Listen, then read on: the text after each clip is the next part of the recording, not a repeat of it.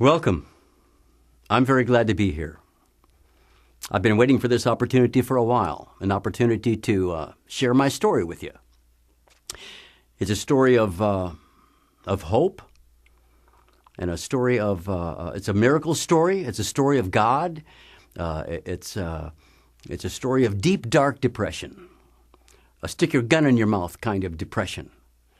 I recently was at I was at church, as a matter of fact, and there was a little gathering there, and I was talking to somebody about it, and the guy said, "So where have you been?" So I'd been gone for a while. He said, "Where have you been?" I said, "Well, he kind of caught me off guard. I really didn't know what to say."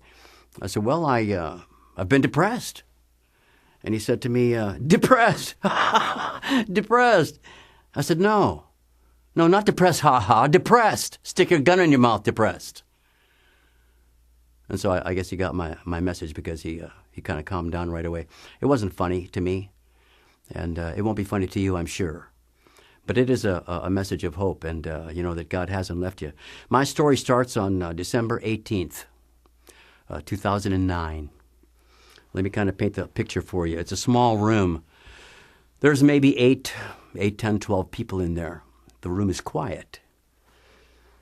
There's a person there that's a patient, waiting to go into surgery, nervous, of course, fearful. There's somebody like me standing with them or sitting with them, somebody who's hopeful, looking for this bad situation to go away. And, of course, like the others, we were promised that, this is the problem. Here it is right here. You've got a couple of degenerated discs here. So we're going to pull those out and put some artificial discs in there. And we're going to fuse three discs together, and you'll have 12 weeks of recovery, and you'll be good as new. Good as new. Now, let me tell you first, before we begin that, I've got to tell you a little bit about my wife. Her name is Cynthia, my lovely wife. Very ambitious young woman, working full-time. We both work full-time. And, go to bed at 9 o'clock, get up at 5, get to the job. And she's the kind of girl that always wants to do her job and just a little bit more. Just a little bit of somebody else's job. And lucky for her, the place that she was working, they picked up on that right away. And so they were grateful and happy to give her a little bit of their job. So my wife was a very busy gal. She was an administrative assistant. And she was up and down out of her chair and running out to the warehouse to see that the trucks were loaded. She was running here, running there. Cynthia, get this, Cynthia, get that. And that's what she did for a living all day long, 8, 10 hours a day.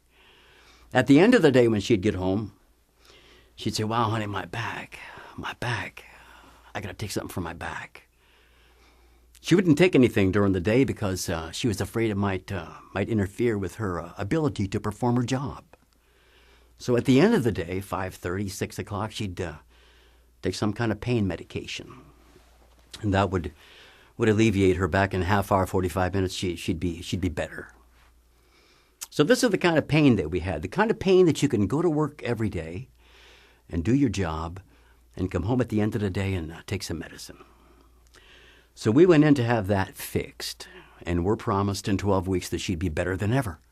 No more pain. What a wonderful thing. We were so hopeful. 12 weeks off from work, though. My wife wasn't happy about that. 12 weeks, long time. But the timing was right. We felt like the timing was right. They had just cut her hours.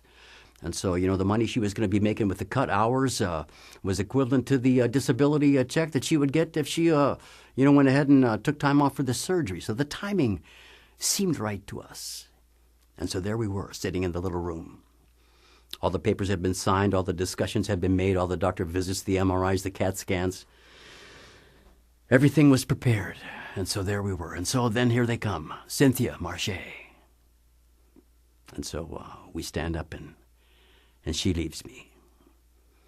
And I go to the waiting room like everybody else, and I wait. 4 or 5 hour surgery is what's expected.